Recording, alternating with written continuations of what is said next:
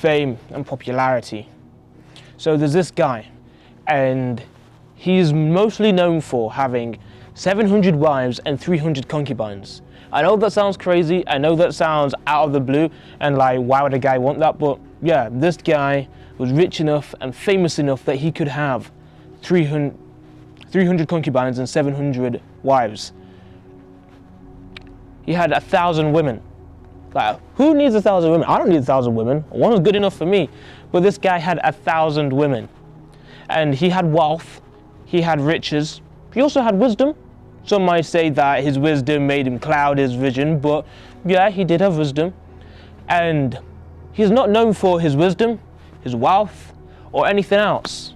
The most notable thing that people always talk about is how many women he had, right? I've had conversations with my friends, and we've been talking about this particular man who was a king. And we always talk about, look at him, he had all of these wives, all of these women. Why does one guy need all of these things?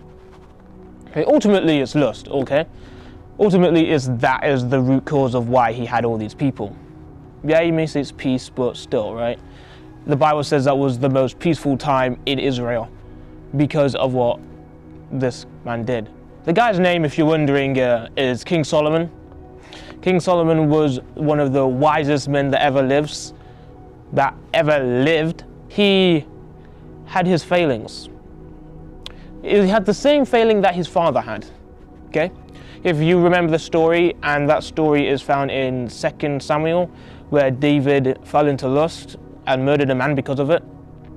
He was a king, and that was his father. The woman that King David lusted after was Solomon's mother.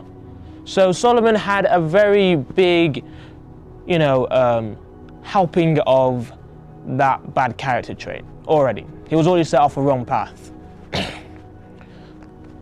But that's besides the point. He talked in his book that he wrote at the end of his life, after he'd lived a long time as being king, after he's made all his mistakes with the wealth, the rich, the money, the fame, everything that everyone talks about. And he wrote this book called Ecclesiastes. And in this book, he basically writes it to his son. And he says, son, I've lived this life with the money, the wealth, the women, the drugs, the fame. Well, you didn't have drugs back then, but I'm putting it into modern context, right? The cars, the fancy Rolexes, the watches, the yachts, the mansions. He's lived this life. And he's saying to his son that all that is cool, but it won't give you true happiness. There's a whole bunch of people that are rich and famous, celebrities, business owners, entrepreneurs out there, and they're not even happy. They have everything in life, everything that they think would make them happy, and they don't have happiness. It's one of the biggest things is why people that are rich and famous always get something like a mental health disorder like depression or anxiety or something like that, or loneliness, because they think money and everything else can buy their happiness. Okay? So this is what Solomon wrote to his son in Ecclesiastes 4:13. Better to be a poor and wise youth than an old and foolish king who would be admonished no more. For he who comes out of prison to be king, although he was born poor in his kingdom, I saw all the living who walk under the sun, they were with the second youth who stands in his place. There was no end of all the people over whom he was made king. Yet those who come afterward will not rejoice in him. Surely this is also vanity and grasping for the wind. Okay, so in this he was talking about youth, right? In this thing, as I've grasped, is that there are two people, right? There's two young people here, okay? There's one who is poor and is wise. And there's another person who is old, an old foolish king, right? He's trying to explain himself, right? He's an old and he sees himself as foolish. And the one who is foolish, people forget about him.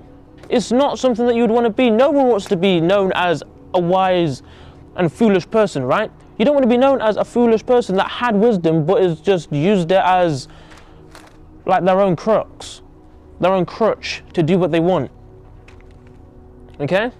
And he says, for he comes out of prison to be king, although he was born poor in his kingdom. Okay? No one wants to go to prison. How would you think a person that came out of prison would be a king? Okay? It's the prison of the mind. I saw all the living who walk under the sun. They were with the second youth who stands in his place.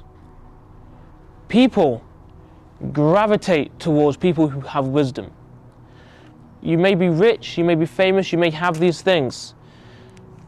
But with this, it's showing you that you can be wise and you can have followers.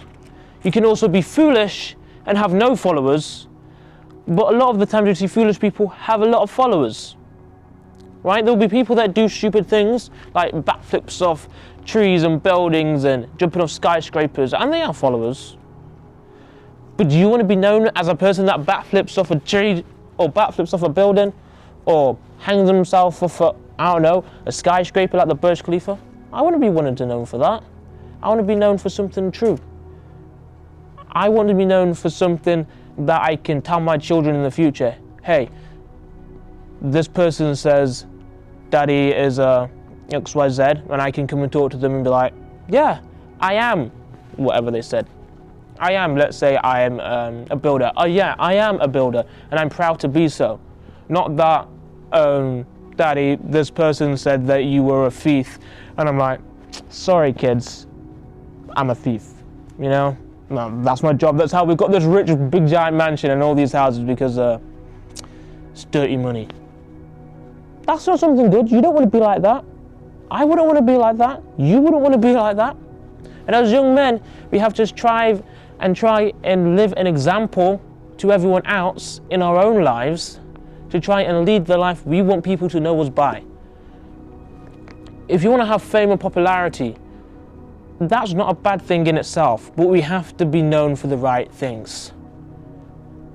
Being known for the right things is important. Jesus Christ is known for one of being the most influential people in his time. Even today, people talk about Jesus Christ.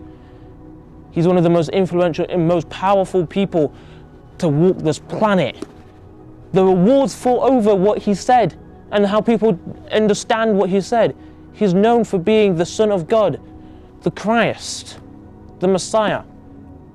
That's something you want to aspire to be like. You want to aspire to live your life in a way that pleases God, that pleases others, and that people can see your life and be like, you live this life and you're known by these things.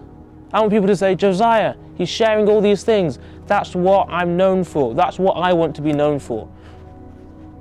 So if there's one thing I want you to take away from this video, is that because how you live your life is how people will see you. In one of the books in the New Testament, it says, by your fruits they shall know you, right?